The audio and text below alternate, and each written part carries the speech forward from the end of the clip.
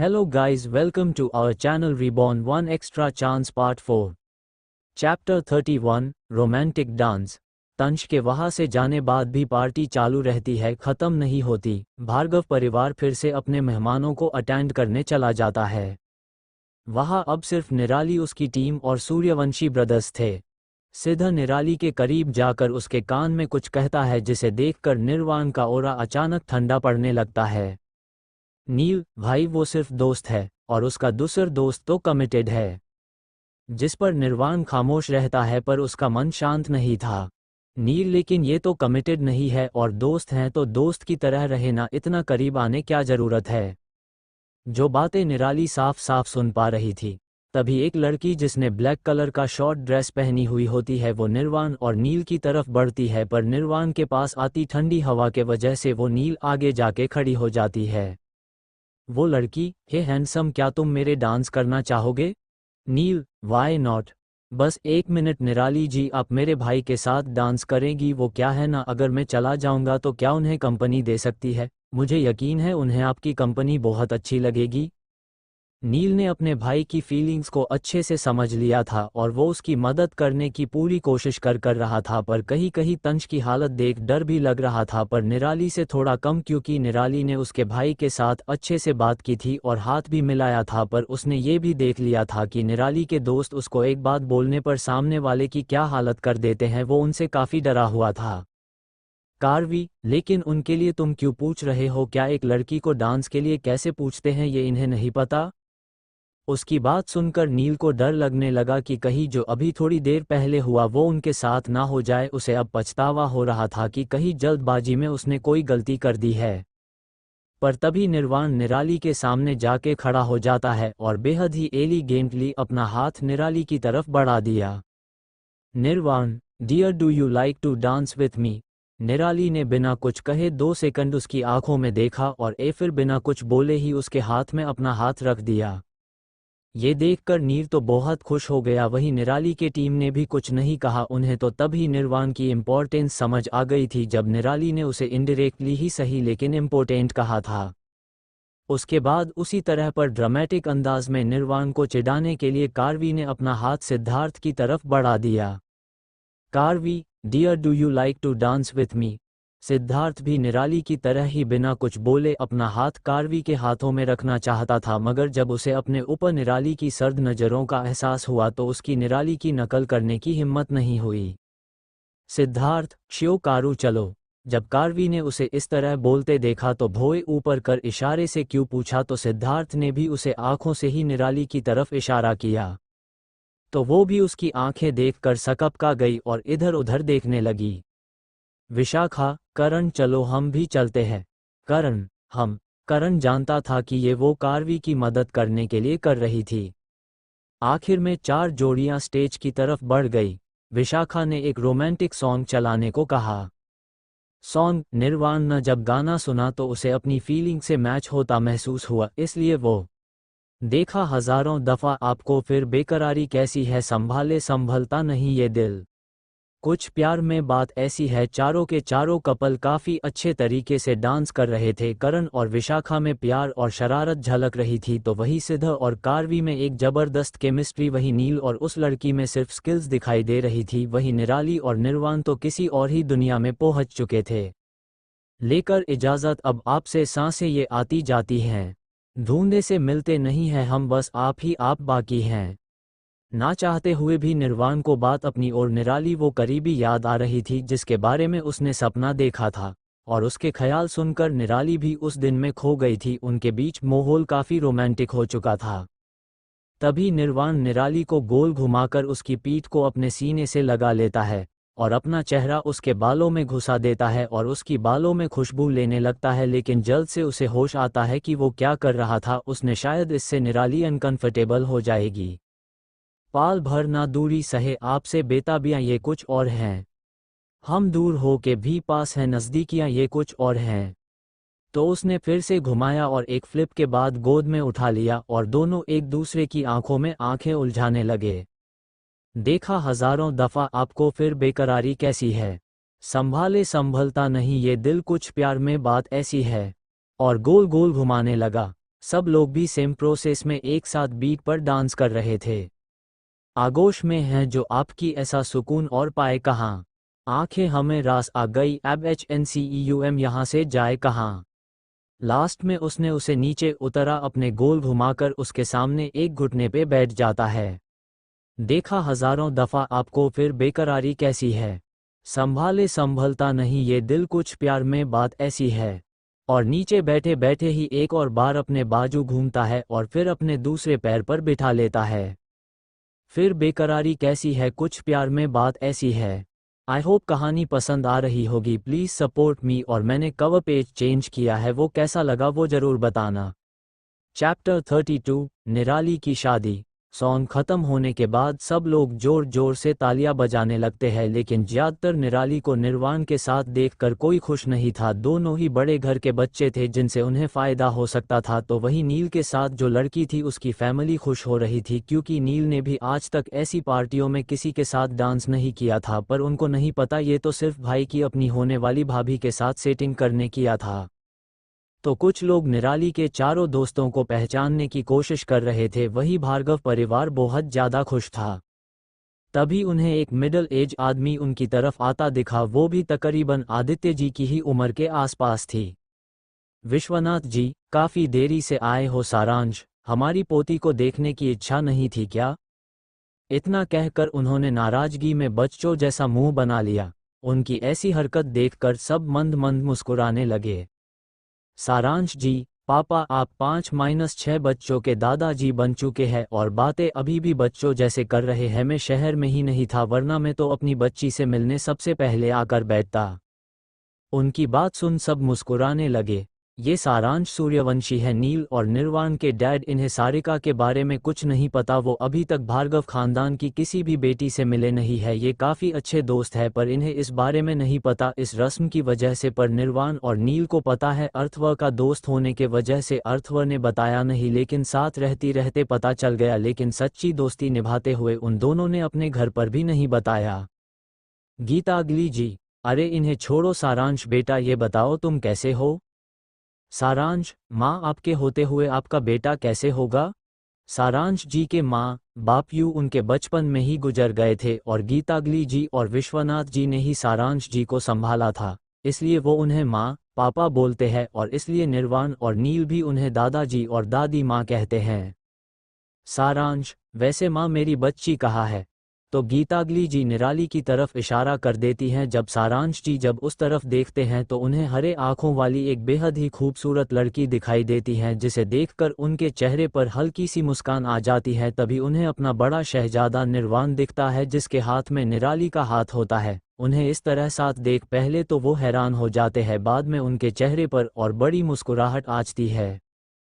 तभी उनकी सोच को रोक लगाते हुए कोई उन्हें पीछे से गले लगा लेता है। जब वो पलट कर देखते हैं तो पाते हैं ये आदित्य जी थे। उनके तुरंत बाद वहां अभय जी भी पहुंच जाते हैं। काफी समय बाद एक दूसरे मिले दोस्त ऐसे बातें कर रहे थे जैसे कितने बरसों बाद मिले हो। तभी सारांश जी की नज़र फिर से स्टेज से उतर रहे निराली और निर्वाण पर गई और उनके चेहरे पर फिर से मुस्कान छा गई।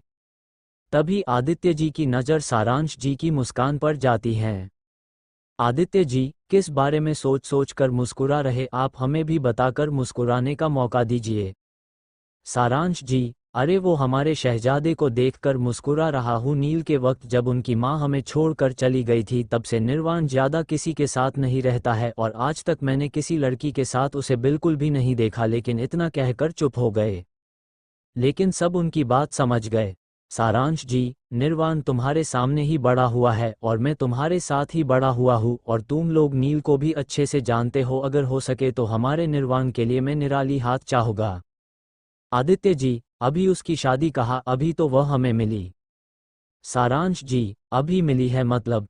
इस पर अभय जी जो हुआ सब कुछ बता देते हैं। आदित्य जी, मेरी बेटी अभी अभी घर आई है। मैं उसकी अभी शादी नहीं करवाना चाहता मगर जब भी उसकी शादी की बात होगी सबसे पहले हमारे निर्वाण से ही होगी।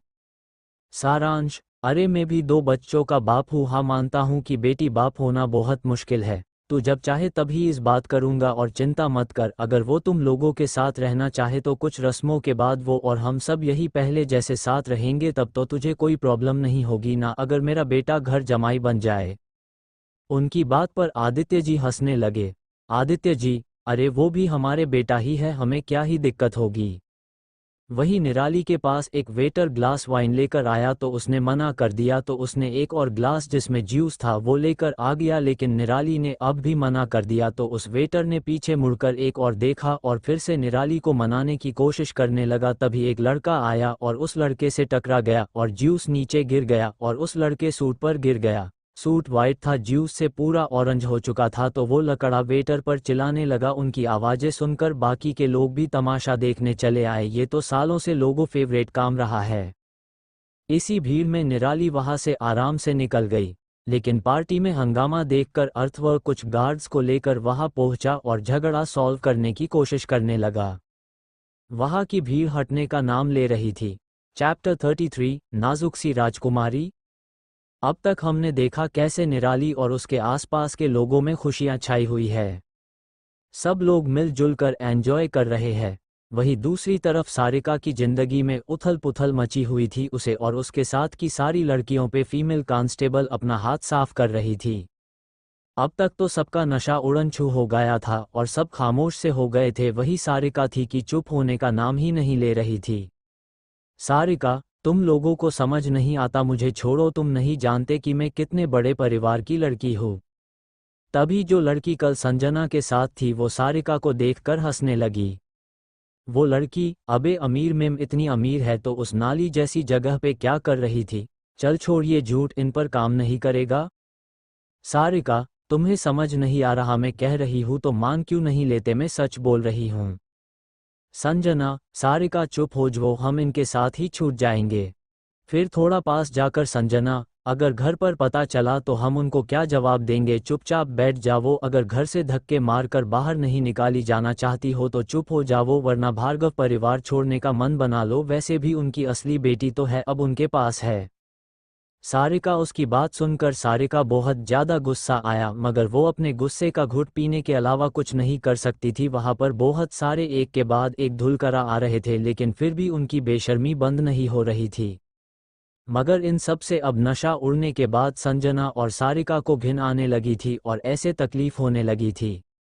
और कहीं ना कहीं संजना समझ चुकी थी कि वो दोनों बहुत बुरी तरह से फंसे हैं। यहाँ से निकलना अब उन दोनों के लिए बिल्कुल भी आसान नहीं होने वाला।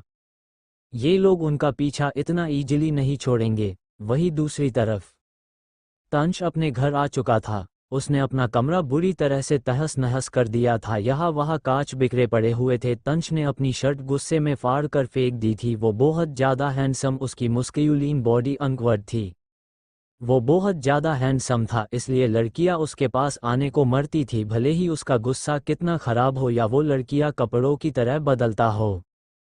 इसी देत्र पुरानी निराली को इससे प्यार हुआ था, पर तब ये सिर्फ लिखी हुई नॉवेल थी जिसमें फीमेल लीड मेल लीड से बहुत प्यार करती थी और उसके प्यार में अपना सब कुछ गवा बैठती, यहाँ तक खुद को भी खो बैठती है, जिसके बाद मेल लीड को अपने किए पर पछतावा होता है और वो हमेशा के लिए बदल कर अच्छा हो जाता है। उनका एक बेटी होती है जिस पर नॉवेल सेकंड पार्ट लिखा जाने वाला था, लेकिन उससे पहले ही निराली की परनानी चल बसी।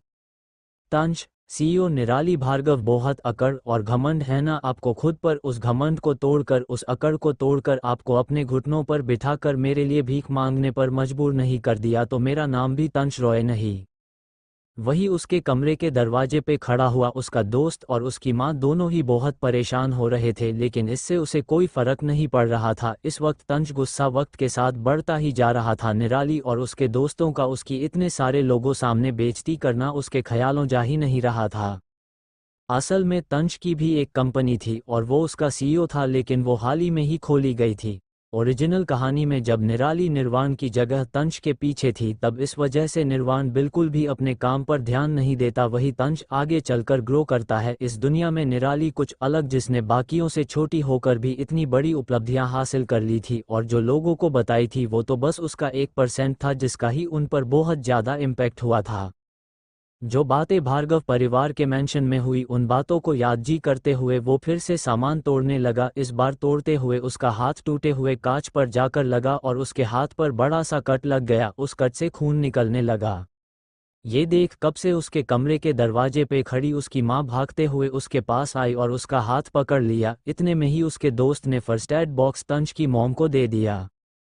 तंज की मोम सरस्वती जी जल्दी जल्दी चोट पर दवाई लगाने लगी और आहिस्ता से फूंक मारने लगी ताकि जलन कम हो। अपने माँ को इतना केयर करता देख तंज धीरे धीरे शांत हो गया। सरस्वती, क्यों करता ऐसा? खुद का ख्याल नहीं रख सकता तो मेरा तो ख्याल रख। और ऐसा भी क्या हो गया, एक लड़की ने रिजेक्ट किया और थोड़ा भाव खाया है? दुनिया में अभी भी बहुत सारी लड़कियां बाकी है। तंज, नहीं मॉम, बिल्कुल नहीं। अब तो वही मिसेज तंज रॉय बनेगी और जिस लड़के को रिजेक्ट किया उसे पूरी जिंदगी भर के लिए उसे एक्सेप्ट करना पड़ेगा। मैं उस नाजुक सी राजकुमारी की जिंदगी किसी पिंजरे में कैद चिड़िया की तरह कर दूंगा। उसे भी तो पता चले कि उन लोगों ने किसकी बेइज्जती की है। उसे जिंदगी भर का पछतावा देना चाहता हूँ। तंज का दोस्त केवल, अबे छोड़ यार, मुझे नहीं लगता वो लड़की जितनी दिखती है उतना आसान है। आज तक जो भी टेक्स्ट ऑफ डेको के अगेंस्ट गया वो कभी टिक नहीं पाया। और तो और टैक्ट ऑफ डेक करके किसी भी ऑफिस में किसी तरह की कोई कंप्लेन भी रजिस्टर नहीं होती। वहां पर इतना सेफ और जबरदस्त माहौल है। तंज घूर कर केवल को देखने लगता है। तंज, मैंने तुझे अपनी बेइज्जती करने वाले की तारीफ करने के लिए नहीं बुलाया। अगर तू जाना चाहता है तो जा सकता है। चैप्टर 34, प्यार हो गया था। अब तक हमने देखा कि कैसे निराली के लिए रखी पार्टी अपने चरम पर थी। वही सारिका अच्छे खासे झमेले में फंस चुकी हैं तो वही तंज रॉय अपने घर में निराली की अकड़ ठिकाने लगाने का फैसला ले लिया था। तंज के घर में, सरस्वती जी, तुम चिंता मत करो। अगर तुम्हें वो लड़की पसंद है तो मैं तुम्हारे दादाजी से कहूंगी भार्गव सर के यहाँ तुम्हारा रिश्ता लेकर जाएंगे। उनके हेड के साथ तेरे दादाजी के अच्छे रिश्ते हैं। वो दोनों दोस्त भी हैं, उनकी बात जरूर सुनेंगे। और तो और एक बार बचपन में तेरे दादाजी ने उनकी जान भी बचाई थी। तब भार्गव खानदान ने तुम्हारे दादाजी से प्रोमिस किया था कि वो उनसे जो भी कोई एक चीज़ मांगेंगे वो बात अगर उनके बस में हुई तो वो जरूर देंगे। पर तब तुम्हारे दादाजी ने कुछ लेने से मना कर दिया था, पर उनके बहुत कहने पर उन्होंने जब ज़रूरत पड़ेगी तब मांग लेंगे कहा था। इसलिए तुम फिक्र मत करो, हम है ना अपने बच्चे के लिए। उनकी बात सुन तंज के चेहरे पे मिस्टीरियस स्माइल आ गई। केवल, क्या वो लड़की अपने परिवार की बात मानेगी? तंज, जरूर मानेगी, वरना वो अपने जायदाद से बेदखल कर दी जाएगी। और उसके बाद उसका क्या होगा? माना वो खुद सीईओ है लेकिन भार्गव परिवार से निकाले जाने की खबर उसके लिए फिर भी हानिकारक ही होगी और राजकुमारी अपना राजमहल छोड़ के जाएगी भी कहा। सरस्वती जी अपने बेटे की ऐसी बातें सुनकर बिल्कुल खुश नहीं थी। वो एक अच्छी इंसान थी, ये तक कि उन्हें अपने बेटे के प्लेबॉय होने के बारे में भी बिल्कुल भी कोई अंदाजा नहीं था। सरस्वती जी, बेटा तंज ऐसे बात नहीं करते। वो तुम्हें पसंद है तो तुम उसके लिए एफर्ट सा करो, देखना वो जल्दी ही तुम्हें समझने लगेगी, फिर तुम उसके साथ हमेशा खुश रहोगे। बेटा रिश्ते ऐसे ही चलते हैं। तंज, ओके मॉम, आप जैसा चाहती है मैं बिल्कुल वैसा ही करूँगा। सरस्वती जी, जियो मेरे लाल, एक माँ को इससे ज़्यादा क्या चाहिए। लव यू बच्चा। तंज, love you too mom. Saraswati ji, चल बातें बहुत हो गई, मैं खाना लगती हूँ। तुम लोग जल्दी फ्रेश होके नीचे आ जाना। मुझे पता है इतना कुछ हो गया तो तूने जरूर कुछ भी खाया नहीं होगा। तंज, जी माँ, बहुत भूख लगी है। मॉम आप चलिए हम आते हैं। केवल, क्या तू सच में उससे शादी करने वाला है? हाँ ठीक भी है, आखिर तुझे इतने बड़े घर की इकलौती लड़की, वो भी इतनी खूबसूरत सीईओ, और कहाँ मिलेगी? तंज, हाँ मैडम बहुत खूबसूरत है, लेकिन ज़्यादा दिन तक उनकी ये खूबसूरती उनकी नहीं रहेगी, मेरी हो जाएगी। तंज रॉय की और राजकुमारी से रानी नहीं मेरी दासी बनेगी। अपनी आज हुई बेइज्जती का बदला जब तक मैं ना ले लूँ मैं शांत नहीं बैठगा, ना ही उन्हें बख्शूंगा, उनमें से एक को भी नहीं। ये सब कहते हुए तंज की आवाज़ गुस्से में काँप रही थी। वही उसकी बात सुनकर केवल ने ना में सर हिला दिया। उसने सोच कैसे लिया कि तंज कभी सुधर भी सकता है। केवल, भाई जो भी करना सोच समझ कर करना, कहीं ऐसा ना हो कि बाद में पछताने के अलावा कुछ भी ना बचे। तंज रॉय कभी भी अपने किए गए फैसले पर पछताता नहीं है। केवल, ठीक है तो तुझे जो करना है वो कर, फिर मत बोलना कि तुझे कहा नहीं था। इतना कहकर वो इसके कमरे से चला जाता है। वही दूसरी तरफ भार्गव मैंशन में डिनर चल रहा था। सारे मेहमान एक तरफ और घरवाले एक तरफ थे। वहां किसी भी तरह की कोई कमी नहीं छोड़ी गई थी। भार्गव परिवार की भव्यता सबके आंखों में जैसे चमक रही थी और उससे भी ज्यादा उनकी आंखें भार्गव खानदान के बच्चों को देखकर चमक रही थी। जिन लोगों की बेटी थी वो चाहते थे कि उनकी बेटी से भार्गव खानदान का कोई एक लड़का तो शादी कर ले। वही जिनके लड़के थे वो उनके पास बस एक मौका था और वो थी निराली। वही उन्हें ये अपने लड़कों कहने की भी कोई ज़रूरत नहीं थी, वो सब पहले से ही निराली के लिए एफर्ट करने के लिए रेडी थे।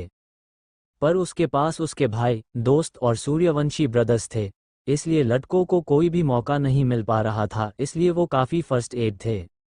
वही फैमिली टेबल पर सारंश जी भी पूरे भार्गव परिवार के साथ बैठे सबसे बातें कर रहे थे, पर उनकी नज़र पूरी तरह से निराली और निर्वाण पर ही थी। वैसे तो निर्वाण में बाहरी तौर पर कोई बदलाव नज़र नहीं आ रहा था, पर एक बाप होने के नाते वो अपने बच्चे को देख इतना तो समझ ही सकते थे कि कितने वक्त के बाद वो जिंदगी जी रहा था, ऐसा लग रहा था। इसलिए उन्होंने अपना मन बना लिया था कि वो किसी भी तरह से निराली को अपनी बहू बनाएंगे। और उन्हें ऐसा भी लग रहा था कि निराली और निर्वाण के शादी बाद उनके परिवार में खुशियाँ खुशियाँ होंगी।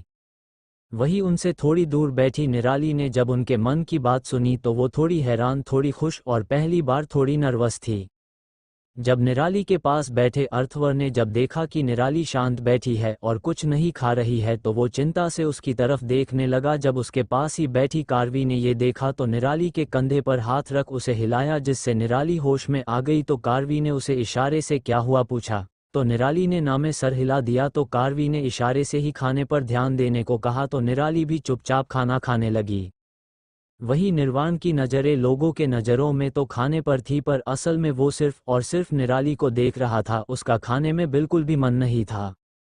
उसे देखते हुए कभी उसके मन में निराली के साथ आज बिताए यादगार लम्हे उसके आंखों के सामने आते, तो कभी उस सीक्रेट कंपार्टमेंट में की गई उसकी इमेजिनेशन रील की तरह यादों में घूमने लगती और उसकी नज़र उसकी आंखें, होठों और गर्दन और कॉलरबोन पर जाती, जिसे उसने रोकने की बहुत कोशिश की। वो बिल्कुल भी अपने प्यार के बारे में इस तरह से नहीं सोचना चाहता था। उसे आज निराली के साथ वक्त बिताकर फाइनली ये समझ आ चुका था कि उसे निराली से प्यार हो गया था।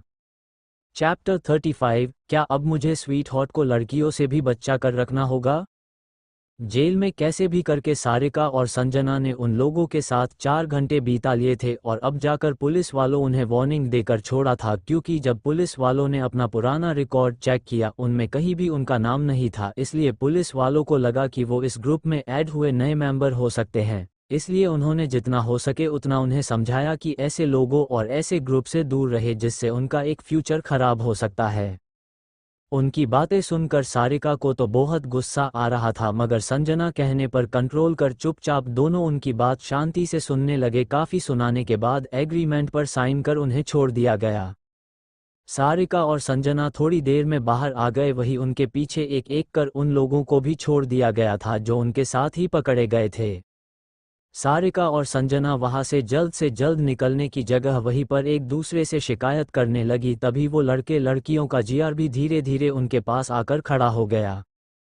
शाविक ने आके सारिका कंधे पर हाथ रख दिया। शाविक, बेबी कहीं अच्छी सी जगह चले। वही वो लड़का जो उस लड़की के अलावा संजना के साथ था वो भी संजना के पास गया और पीछे से उसे टाइटली हग कर लिया और उसकी गर्दन में अपनी नाक गुस्सा कर स्निफ करने लगा। वही संजना पहले तो ठिठक गई, मगर जब उसे होश आया तो जल्दी से उस लड़के अपने से दूर करने की कोशिश करने लगी। सारिका, मैं तुम्हारे साथ चलूंगी, सपने देखो। इतना कहकर उसने उस लड़के का हाथ अपने ऊपर से हटा दिया, मगर उस लड़के ने गुस्सा नहीं किया। एक क्रिपी स्माइल के साथ सारिका कमर में हाथ डालकर उसे आप तरफ खींच लिया और अपने थंब से उसके होठों को सहलाने लगा। शाविक, मुझे सपने देखने की क्या ज़रूरत है? तुम ऑलरेडी कल रात मेरे नीचे आहें भर रही थी, मेरे कानों में तो अब भी तुम्हारी वो मीठी सेड्यूसिंग आवाज़ें गूंज रही है। तुम फिक्र मत करो, आज तो मैं तुम्हें उससे भी अच्छा फील करवाऊंगा। वही उसकी बात सुन सारिका का चेहरा गुस्से से लाल होने लगा। वो अपने सामने किसी को कुछ नहीं समझती थी, पर इससे पहले वो कुछ कहती कि शाविक ने उसे बीच में रोक दिया। शाविक, शरीफ घर से होना, अगर शरीफ ही घर से रहना चाहती हो तो चुपचाप कोऑपरेट करो, वरना कल रात के फोटोज और वीडियोस पूरी दुनिया में वायरल हो जाएंगी। उसकी बात सुन सारिका और संजना बुरी तरह से डर गए, उनका चेहरा पीला पड़ गया। जब उन लोगों ने उन दोनों के ऐसे चेहरे देखे तो वो समझ गए कि उनका काम बन जाएगा। तभी वो लड़की जो संजना के साथ थी वो झूठी चिंता दिखाते हुए संजना के पास आई और उसके कंधे पर सर रख दिया। केतकी, अरे शाविक, ये बेबी डॉल सर कितनी प्यारी है, तुम इनसे इस तरह से कैसे बात कर सकते हो? इन्हें देखकर तो तुम्हें इन पर प्यार आना चाहिए नहीं? उसकी बात पर शाविक ने हंसने लगा। शाविक, बिल्कुल केतकी, इन पर मुझे बहुत प्यार आ रहा है। ये कहते हुए वो सारिका गोद में उठा लेता है। तो चलो एक प्यारी सी जगह चलते हैं जहाँ सिर्फ और सिर्फ प्यार हो। सब लोग हाँ बोल देते हैं। वही सारिका और संजना को कोई मौका नहीं मिलता। राहुल संजना को भी अपनी गोद में उठाकर चल दिया था। अब रात के करीबन 1 बज चुका था और इनकी गाड़ी सड़कों पर अभी दौड़ रही थी। वहीं दूसरी तरफ पार्टी खत्म हो चुकी थी। एक एक कर गेस्ट विदा लेकर घर ले लिए निकल रहे थे। वहीं गीतांजलि जी ने सूर्यवंशी परिवार को और निराली के दोस्तों को या भार्गव मैंशन में रहने के लिए मना लिया था। वो आज यही रुकने वाले थे। थोड़ी देर में सब अपने कमरे में चले गए। निराली का कमरा। निराली कमरे में आते ही नहाने चली गई। उसने कमरे का दरवाज़ा लॉक कर दिया था, इसलिए उसने वॉशरूम में कपड़े ले जाने की ज़रूरत नहीं समझी और वॉशरूम में जाकर शॉवर के नीचे खड़ी हो गई। मौसम बहुत सुहाना था और निराली लवेंडर के खुशबू से भरे बेहद ही सॉफ्ट बॉडी वॉश से नहाने का मजा उठा रही थी। नहाने के बाद अपना स्किन केयर रूटीन पूरा करके बाथरोब पहन के बाहर आ गई। तभी दरवाजे पर बेल बजी। जब निराली ने जाकर दरवाज़ा खोला तो दरवाजे पर एक मेड खड़ी थी। जब उस मेड ने निराली को इस हालात में देखा तो ये भूल कर कि वो खुद भी एक लड़की है, निराली को एक टक निहारने लगी। आखिर निराली लगी इतनी ओसम रही थी। वाइट बाथरोब जो घुटनों तक आता था, उससे उसकी लंबी गोरी पतले लेग्स दिखाई दे रहे थे। उसका प्यारा सा खूबसूरत चेहरा और प्यारा और गर्म पानी के वजह से हल्का सा लाल हो गया था। उसके लिप्स जो नेचुरली ही लाल गुलाब की तरह थे, उन पर तो जैसे पानी, तो ऐसा लग रहे थे जैसे ओस की बूंदे लाल गुलाब पर। उसकी वो हरी हिरनी जैसी चंचल आंखें जो किसी का भी मन भटकाने के लिए काफ़ी थी। उसकी गोरी पतली उंगलियां और गोरी सॉफ्ट बाहें, लंबी और करवी गर्दन और खूबसूरत कॉलर बोन, कुल मिलाकर अभी वो जानलेवा लग रही थी। वही जब निराली ने उसे खुद को इस तरह से निहारते हुए पाया तो उसका ध्यान खींचने के लिए खराशने का नाटक किया। तो उस लड़की ध्यान आया कि वो किस तरह से निराली को देखने में खो गई थी। आखिर ऐसा हो भी क्यों ना, आखिर वो इस नॉवेल वर्ल्ड की सबसे खूबसूरत लड़की है, ऊपर से अब एक रिच एटीट्यूड से भरी लेडी भी। मेड, सॉरी मैम, ये आपकी कॉफ़ी और ये आपके लिए कुछ कुकीज और स्नैक्स है। निराली ने वो प्लेट उसके हाथों से ले ली और अंदर की ओर चली गई। वही थोड़ी दूरी पर एक लड़का ये सब अलग अलग इमोशन के साथ देख रहा था। लड़का, ओह गॉड, तो क्या अब मुझे अपनी स्वीट हॉट को लड़कियों से भी बच्चा कर रखना होगा? आखिर किसी को कह भी क्या सकते हैं, वो दिखती किसी राजकुमारी तरह है, बिहेव भी वैसा ही करती है, और हो भी क्यों ना, आखिर है भी तो असली राजकुमारी ही। जी हाँ, ये कोई और नहीं, निर्वाण ही है, जो अर्थवर के कमरे से उनसे कुछ बात करके आ रहे थे। और निर्वाण का कमरा पहले अर्थवर और अरमान जी के बीच ही था, जबकि अब अरमान जी कमरा अब स्पेशली निराली के लिए डिज़ाइन किया गया था। निराली कमरे में आते ही नहाने चली गई। उसने चैप्टर 36 निराली का ड्रामा, जंगल में कौन है। निराली अपनी कॉफ़ी और स्नैक्स की ट्रे लेकर अंदर आती है और बालकनी में एक टेबल पर सेट कर देती है, उसके बाद अपना लैपटॉप भी। निराली के कमरे में एक शानदार और एक बड़ी सी बालकनी थी जो पेड़ पौधों से सजा रखी थी। कुछ इमोर्टेंट फर्नीचर रखा हुआ था, तो साथ ही कुछ आर्ट वर्क भी किया हुआ था। तभी अंदर ड्रेसिंग टेबल पर रखा निराली का फ़ोन बजने लगा तो वो अंदर चली गई। निराली, हेलो, HHMM, उधर से एक लड़की की आवाज़ आए। लड़की, बॉस, सारी रिकॉर्डिंग्स रेडी है, जब ज़रूरत हो आप बता दीजिएगा, मैं आप जहां पहुंचाना चाहे मैं वहां पहुंचा दूंगी। निराली, ओके गुड जॉब वी, उनमें से कुछ फ़ोटो मुझे अभी भेज दो। और वो आदमी कहाँ है? वी, थैंक यू बॉस, फोटोज भेजती हूँ। और वो आदमी हमारे इन्वेस्टिगेशन रूम में है, अभी तक सब कुछ बोल भी दिया होगा उसने। निराली, हम ठीक है, बाय। इतना कहकर निराली ने फ़ोन रख दिया। थोड़ी ही देर में उसके फ़ोन पर एक क्लिक का नोटिफिकेशन आया। जब उसने फ़ोन में चेक किया तो वो सारिका की बीती रात की तस्वीरें थी। वही वो आदमी सारिका और संजना ने अरेंज किया था निराली को ड्रग देकर ड्रग के नशे में फंसाने के लिए। और ये बात निराली अच्छे से जानती थी, क्योंकि ये बातें सेम नॉवेल में ऐसी हुई थी। अगर कुछ बदल गया था तो वो खुद थी, और इसलिए निराली ने इन सब बातों का फ़ायदा उठाने के बारे में सोचा था। इसलिए उसने सारिका के पीछे अपने कुछ लोग लगा कर रखे थे। वही पार्टी में उसकी अंडर कवर सिक्योरिटी मौजूद थी ही, इसलिए वो आदमी बिना किसी के नज़र में आए आसानी से पका गया था और किसी के मन में कोई सवाल भी नहीं आया। फ़ोन लेकर वो बालकनी में आ जाती है और बालकनी में ही काम करने लगती है। वही पास वाली बालकनी से किसी की एक टक नज़रें निहारने में लगी हुई थी। वही इसका एहसास निराली को भी हुआ तो उसने अपने मन में लाउना को अपने HD कैमराज की मदद से कौन है ये पता करने को कहा। लाउना, मेरी बॉस के वुड बी हस्बैंड है, वो आपको एकटक निहारे जा रहे हैं। निराली, ज़्यादा बोलने नहीं लगे आप, क्या ये भी मेरे मामू ने सिखाया है? लाउना, येस बॉस, आपने बिल्कुल सही गैस किया। निराली, ये अंकल भी ना छोड़ो, अब चुप हो जाओ। निराली बिना कुछ रिएक्ट करे अपना काम करती रही और निर्वाण भी बिना उसे डिस्टर्ब किए उसे निहारता वक्त यूं ही गुजारता रहा। माहौल सुहाना और खूबसूरत एहसास से भरा हुआ था। थोड़ी देर में काम करते करते निराली वही बैठी बैठी सो गई थी। जब ये निर्वाण ने देखा तो चाहा कि वो उसे अंदर बेड पर सुला दे, मगर परेशानी ये थी कि वो रूम में जाए या नहीं। मगर काफ़ी देर सोचने के बाद जब उसे लगा कि निराली को ठंडी लग रही है तो वो खुद को नहीं रोक पाया और एक बालकनी से दूसरी बालकनी में आ गया और निराली की तरफ बढ़ गया। जब वो सोफे के पास गया तो उसे निराली उसी तरह एक बथरोब में सोई मिली। उसका चेहरा चांद की रोशनी में नहाया हुआ था, वो बिल्कुल जिल के पानी की तरह चमक रही थी। उसकी हरी आंखें अभी उसकी भारी घनी पलकों नीचे ढकी हुई थी। कुछ देर उसे यूं ही करीब से प्यार से निहारने के बाद वो उसे उठाने आगे बढ़ता है, मगर जब उसके हाथ निराली के पैरों टच होते हैं तो वो पीछे हट जाता है। लेकिन जब वो निराली को ठंड में ठिठुरता पाता है तो फिर से उसके करीब जाता है और इस बार उसे गोद में उठा लेता है और निराली के कमरे के अंदर ले जाकर सुला देता है। उसके ऊपर ब्लैंकेट डालता है और थोड़ी देर उसे निहारने लगता है। जब उसे लगता है कि काफ़ी वक्त हो गया है तो वो निराली का चेहरा अपने हाथों में लेकर उसके माथे को चूम लेता है। निर्वाण, good night sweet dream my sweet hot.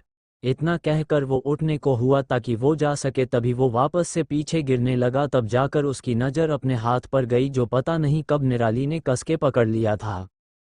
जब निर्वाण ने अपने हाथ को छुड़ाने की कोशिश की पर उसका कोई फायदा नहीं हुआ। हार मानकर वो बेड के पास उसका हाथ पकड़कर नीचे बैठ गया और थोड़ी देर में वो भी नींद के आगोश में चला जाता है।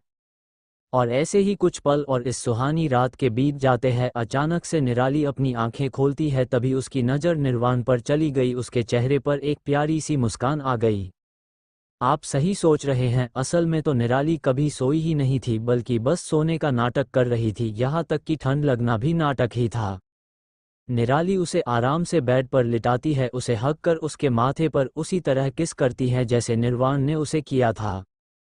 निराली, good night sweet dream to you also my love. इतना कहकर अपना सर उसकी बाहों में रखकर सो गई थी। दूसरी तरफ एक घने जंगल में जहाँ ज़्यादा जंगली जानवर तो नहीं थे, लेकिन वीकेंड्स पर कुछ लोग कैंपिंग करने आया करते थे और कुछ लोग जिनको जिंदगी में कुछ काम ही ना करना हो वो यहाँ कभी भी आ सकते हैं। अभी यहाँ पर ऐसा ही एक ग्रुप जंगल के बाजू बने झरने के पास रुका हुआ था। चैप्टर 37, इश्क बुलावा। अब तक हमने देखा कैसे निराली के घर पर रुके निर्वाण और निराली के बीच कुछ अनकही सी आप बीती गुजर गई। वही यहाँ से 500 किलोमीटर दूर एक जंगल में एक झरने के पास कार लगी हुई थी।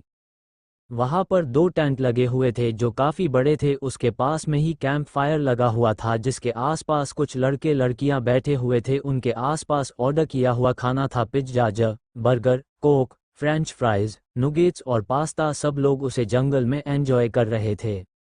ये पूरा का पूरा ग्रुप बेसिकली राहुल का था, जो कि संजना और सारिका को भी लेकर इस जंगल में आ गया था। सारिका और संजना ये तो नहीं कह सकते कि एंजॉय कर रहे थे, लेकिन उन्होंने भी कल रात से कुछ नहीं खाया था, इसलिए खाने पर टूट पड़ी थी। वही राहुल संजना से चिपक बैठा हुआ था और खाना खा रहा था। वही वह लड़की सारिका के साथ थी और उसे खाना सर्व कर रही थी और सारिका भी बिना सोचे खाने पे ध्यान दे रही थी। थोड़ी देर में रात हो गई। अगली सुबह भार्गव मैंशन निराली के रूम में निराली और निर्वाण एक दूसरे को हग करके सो रहे थे। निर्वाण का हाथ निराली के बालों में था तो दूसरे हाथ से उसके पेट से लपेट कर रखा। वही निराली भी आराम से निर्वाण से लिपट कर सो रही थी। निर्वाण की आंखें खुली तो उसे अपने आंखों के सामने निराली दिखी। उसे देखकर वो उसमें खो सा गया था। उसे ये भी अपना सपना ही लग रहा था, इसलिए वो बेफिक्र था। जब उसने देखा कि निराली की आंखों पर उसके बालों की लटे को अपने हाथों से पीछे किया और उसे निहारने लगा। प्यार उसके आंखों में साफ नजर आ रहा था। उसकी आंखें उसके लिए समर्पण की भावना से भरी हुई थी। निर्वाण, काश ये सपना हकीकत बन जाए और मेरी हर सुबह बिल्कुल ऐसी ही हो। हे रा हे रा रा हे रा हे रा हे रा हे रा हे रा। इश्क बुलावा जाने कब आवे, इश्क बुलावा आवे जब आवे। मैं था कोल तेरे रहना, मैं था कोल तेरे रहना, मैं था बैठा कोल तेरे। तेनू ताकंदा रवा बातों पे तेरी हान सदा रवा, पागल में खुद नू बाननदा रवा। तू हंसदी रावे में हसांदा रवा, तेनू तकदा रवा। हे रा रा हे रा। अजीब रंगा दी तू है बड़ी, लगे अलग ही जहां दी। अजीब रंगा दी तू है बड़ी, लगे अलग ही जहां दी।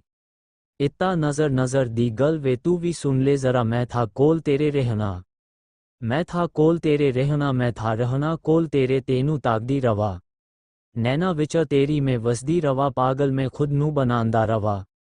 तू हंसदी रावे में हसांदा रवा, तेनू तकदा रवा। हे रा रा हे रा रा। हे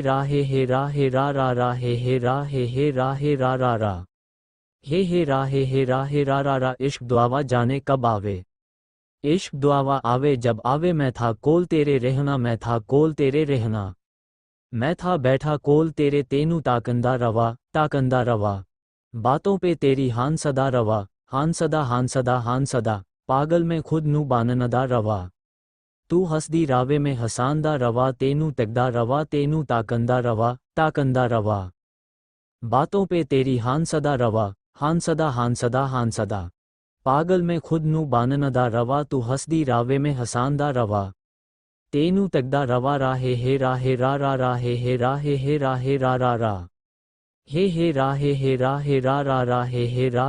रा हे रा रा। इश्क बुलावा जाने कब आवे, इश्क बुलावा आवे जब आवे। मैं था कोल तेरे रहना, मैं था कोल तेरे रहना, मैं था बैठा कोल तेरे। तेनू ताकंदा रवा बातों पे तेरी हान सदा रवा, पागल में खुद नू बाननदा रवा। तू हंसदी रावे में हसांदा रवा, तेनू तकदा रवा। हे रा रा। अजीब रंगा दी तू है बड़ी, लगे अलग ही जहां दी। अजीब रंगा दी तू है बड़ी, लगे अलग ही जहां दी। इत्ता नजर नजर दी गल वे तू भी सुन ले जरा। मैं था कोल तेरे रहना, मैं था कोल तेरे रहना, मैं था रहना कोल तेरे। तेनू ताकदी रवा, नैना विच तेरी में वसदी रवा, पागल में खुद नू बनांदा रवा। तू हंसदी रावे में हसांदा रवा, तेनू तकदा रवा। हे रा रा हे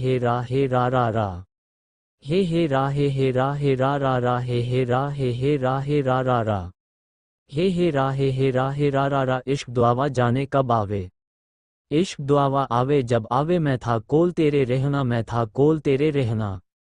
रा हे रा रा हे रा रा हे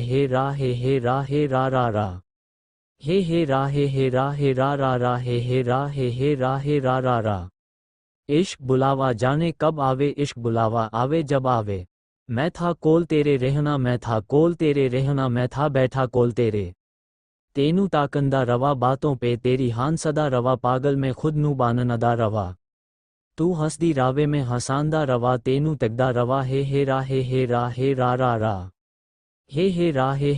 रा। अजीब रंगा दी तू है बड़ी, लगे अलग ही जहां दी। अजीब रंगा दी तू है बड़ी, लगे अलग ही जहां दी।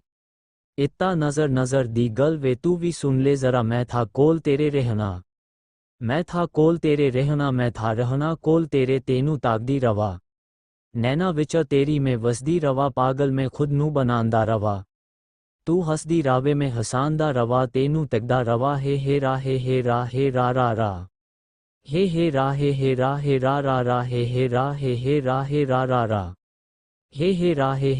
रा रा। इश्क दुआवा जाने कब आवे, इश्क दुआवा आवे जब आवे। मैं था कोल तेरे रहना, मैं था कोल तेरे रहना, मैं था बैठा कोल तेरे। तेनू ताकंदा रवा, बातों पे तेरी हान सदा रवा। हान सदा, पागल में खुद नू बाननदा रवा।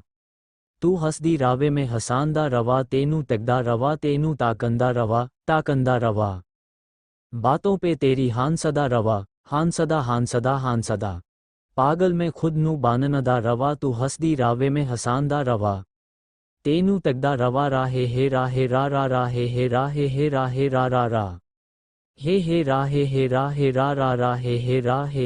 हे रा रा इश्क बुलावा जाने कब आवे, इश्क बुलावा आवे जब आवे। मैं था कोल तेरे रहना, मैं था कोल तेरे रहना, मैं था बैठा कोल तेरे। तेनू ताकंदा रवा बातों पे तेरी हान सदा रवा, पागल में खुद नू बाननदा रवा। तू हंसदी रावे में हसांदा रवा, तेनू तकदा रवा, हे रा हे रा हे रा रा रा। हे रा हे रा हे रा रा रा। अजीब रंगा दी तू है बड़ी, लगे अलग ही जहां दी। अजीब रंगा दी तू है बड़ी, लगे अलग ही जहां दी। इत्ता नजर नजर दी गल वे तू भी सुन ले जरा, मैं था कोल तेरे रहना, मैं था कोल तेरे रहना, मैं था रहना कोल तेरे। तेनू ताकदी रवा, नैना विच तेरी में वसदी रवा, पागल में खुद नू बनांदा रवा। तू हंसदी रावे में हसांदा रवा, तेनू तकदा रवा, हे रा हे रा हे रा रा रा। हे रा हे रा हे रा रा रा। हे रा हे रा हे रा रा रा। हे रा हे रा हे रा रा रा। इश्क दुआवा जाने कब आवे, इश्क दुआवा आवे जब आवे। मैं था कोल तेरे रहना, मैं था कोल तेरे रहना। मैं था बैठा कोल तेरे, तेनू ताकंदा रवा, ताकंदा रवा। बातों पे तेरी हान सदा रवा, हान सदा हान सदा हान सदा। पागल में खुद नू बाननदा रवा। तू हंसदी रावे में हसांदा रवा, तेनू तकदा रवा, तेनू ताकंदा रवा, ताकंदा रवा। बातों पे तेरी हान सदा रवा, हान सदा हान सदा हान सदा। पागल में खुद नू बाननदा रवा, तू हंसदी रावे में हसांदा रवा, तेनू तकदा रवा। चैप्टर 38 घर जमाई बना लेते। ये सब कहते हुए निर्वाण ने निराली के माथे पर चूम लिया। वो प्यार से उसके बालों को सहलाने लगा और सहलाते हुए ही उसे प्यार से देखने लगा। तभी उसे दरवाज़ा खटखटाने की आवाज़ आती है। पहले तो वो उसे इग्नोर नहीं कर देता है, लेकिन जब ऐसा फिर से होता है तो वो सोचने लगता है कि ये क्या हो रहा है। तभी उसे कल रात की सारी बातें याद आने लगते हैं तो वो हैरान रह जाता है। तो वो सच में निराली के कमरे में उसके बेड में उसे गले लगाकर सो रहा था। ओह माय गॉड, अगर वो उठ गई तो, और अगर यहाँ कोई आ गया तो। ओह गॉड, 1 मिनट में तो बेड के पास बैठा था ना, तो बेड पर कब आकर सो गया।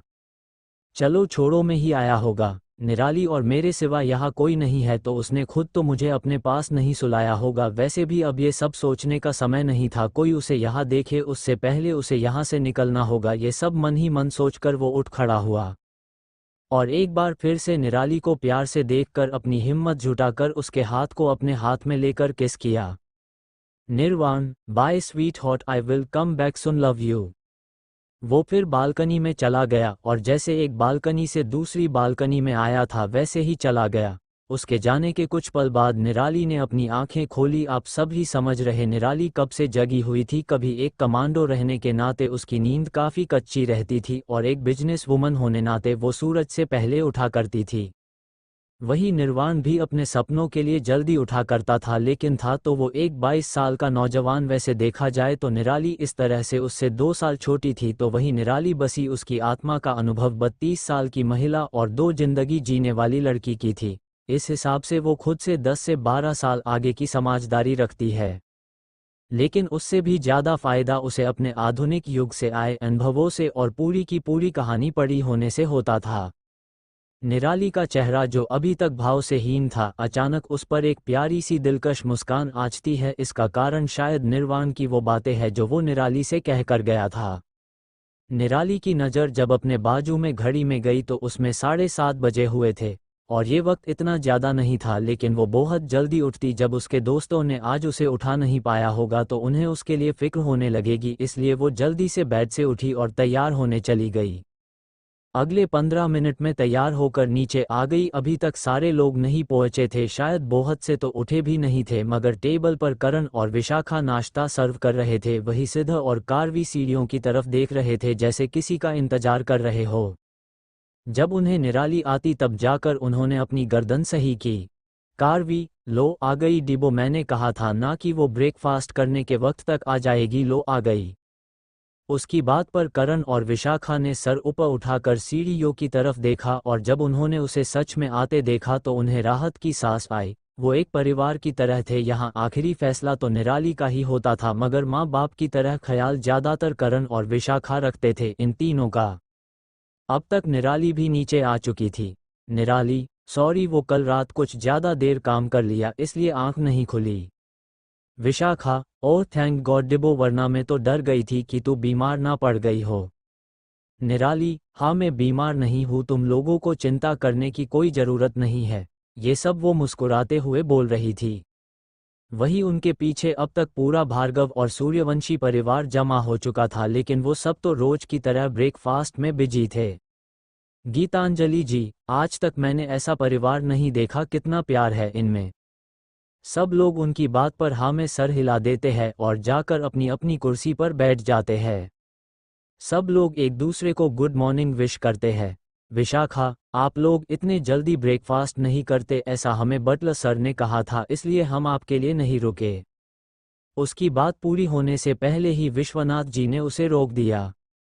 विश्वनाथ जी, हाँ वो सही ही कह रहा था, वो तो उसी का फ़ोन आया था कि आप लोग खुद खाना बना रहे हैं और उन्हें बनाने नहीं दिया, इसलिए हम तैयार होकर नीचे आने लगे। हमने ये जानने के लिए कि कोई दूसरा तैयार है या नहीं, सबको कुछ लोगों को कॉल किया ताकि हम तैयार होने तक वो नीचे आ सके, लेकिन सब एक ही वक्त पर नीचे पहुँचे। वैसे हमें नहीं पता नहीं था कि आजकल की यंग पीढ़ी इतनी जल्दी उठ जाया करती है। उनकी बात सुन निराली और उसकी टीम मुस्कुराने लगी।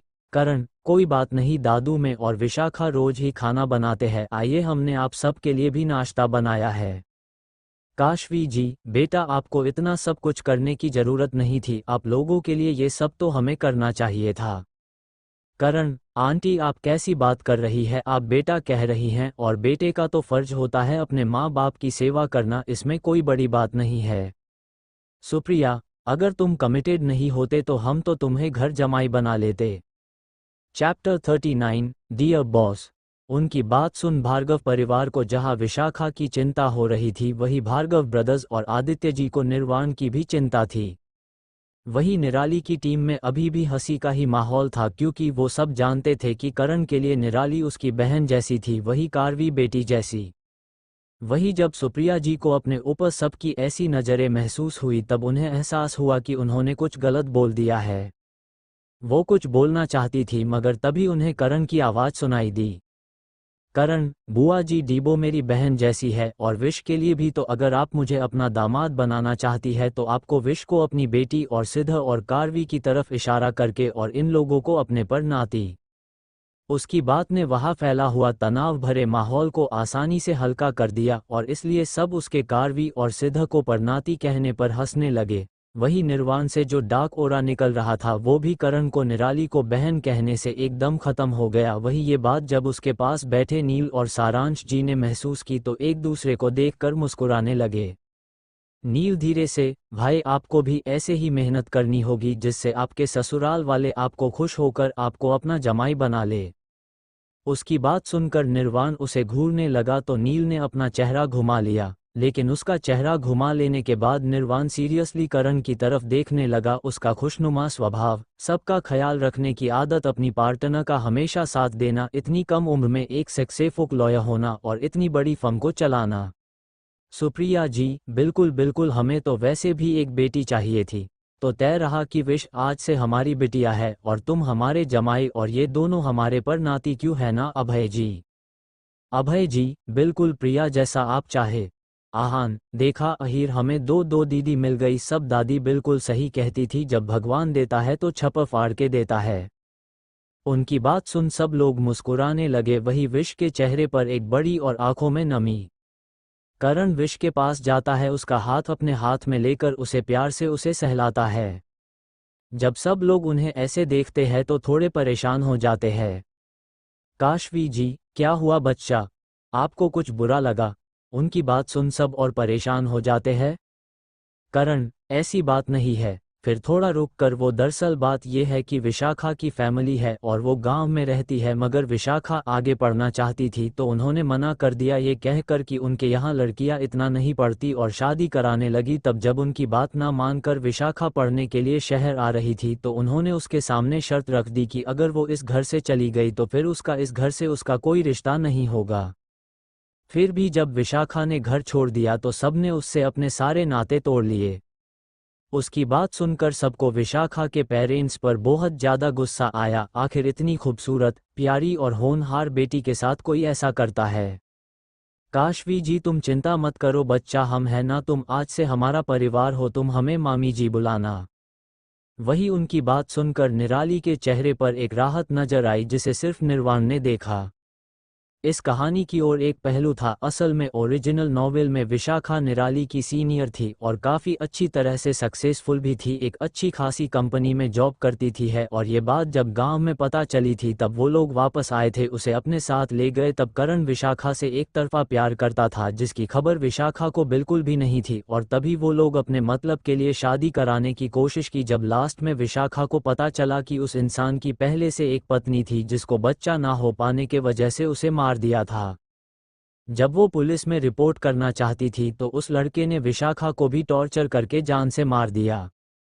लेकिन इस बार निराली ने उन्हें विशाखा तक पहुंचने लायक ही नहीं छोड़ा था और ना इस बात का कोई सुराग छोड़ा था। चिंता मत करो, उन्हें मार नहीं दिया पर उससे भी बुरी हालत में छोड़ा। और आज जब निराली को एहसास हुआ कि उसे अपने साथ विशाखा के लिए भी परिवार है तो उसे बहुत अच्छा लगा। यही बात जब निराली को देख रहे निर्वाण के समझ में आई। उसके चेहरे पर निराली की ये खूबी देखकर और एक स्माइल आ गई। आदित्य जी, वैसे मैंने कल भी सुना था तुम सब लोग निराली को डीबो कहा था। मैंने डम्बो तो सुना है, ये डीबो क्या होता है? उनकी बात सुन सब समझ गए कि वो बात पलटने की कोशिश कर रहे थे, मगर बाकी सबको भी इस बारे में जानने की उत्सुकता हो रही थी। करण, डीबो का मतलब डम नहीं है बल्कि ये डियर बेस्टी का शॉर्ट फॉर्म है। अयान, क्या सच में? उसे इस बात पर यकीन नहीं हो रहा था। सिद्ध, हाँ सच में। और फिर धीरे से, नहीं इसका मतलब है डियर बॉस। चैप्टर 40, हमें तुम्हारी पोती का हाथ चाहिए। सब लोग हंसी खुशी बातें करते हुए नाश्ता कर रहे थे और सब लोग करण और विशाखा की ढेर सारी तारीफ कर रहे थे। वही कुछ लोगों की निगाहें कुछ लोगों पर थी, जैसे निर्वाण की निराली पर और आदित्य जी और सारांश जी की निर्वाण पर। तभी उन्हें सारिका अंदर आते हुए मिली। सारिका एक अच्छे जंपसूट में थी। वही जब घर वालों ने उन्हें उसे बाहर से आते देखा तो हैरान हो गए। काशवी जी, सारिका आप बाहर से कहाँ से आ रही है? सारिका, वो हमारी दोस्त है ना संजना, उसकी तबीयत खराब हो गई थी इसलिए हमें जाना पड़ा, और तो और आप बिजी था इसलिए हम बिना बताए चली गई। जिस पर काशवी जी कुछ कहना चाहती थी मगर गीतागली जी ने सर हिलाकर मना कर दिया, इसलिए उन्होंने कुछ नहीं कहा। जब सारिका ने देखा कि कोई कुछ नहीं कह रहा था तो अब उसने भी कुछ नहीं कहा और अपने कमरे की ओर चल दी। वहीं नीचे निराली और निराली की टीम सबसे विदा लेकर अपने अपने काम के लिए निकल गई। अब वहां पर सूर्यवंशी परिवार और भार्गव परिवार अभी मौजूद था।